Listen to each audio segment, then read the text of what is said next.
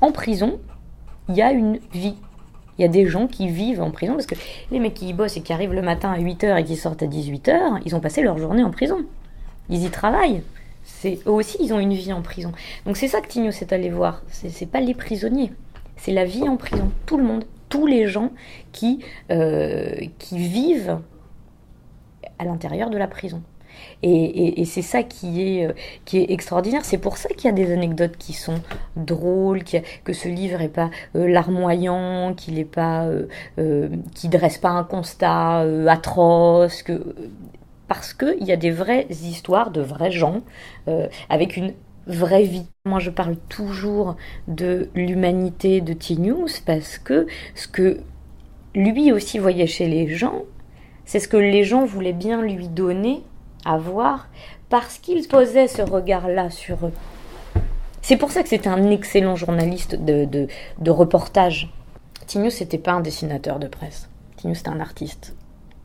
C'est un petit peu ce que dit Christiane Taubira dans sa préface, c'est que quand on a l'humanité de Tignos, c'est quand on a ce regard tendre sur les gens, il y a aussi cette envie de découvrir cette humanité qui est cachée, qu'on ne connaît pas et qu'on ne nous donne jamais à voir parce qu'on n'a pas accès aux prisons.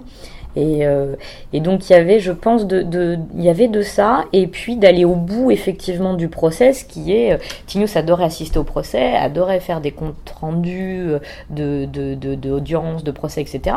Mais que quand il y a des condamnations, qu'est-ce qui se passe après? Où est-ce qu'ils sont?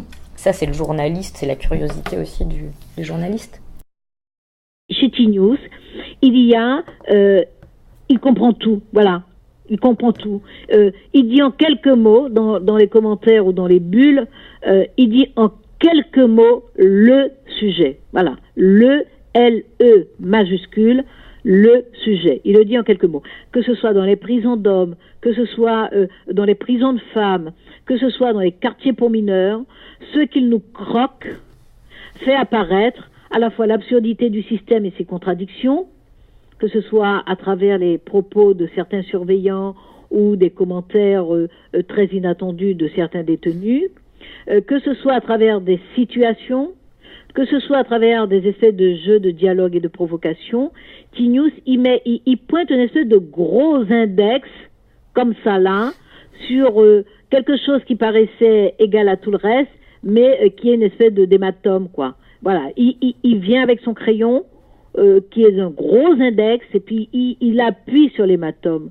C'est juste un talent inouï.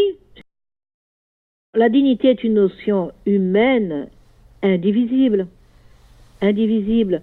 Donc la dignité, elle est intrinsèque, elle est inaliénable à la condition humaine. Après, comment, dans des circonstances particulières, assurer cette dignité?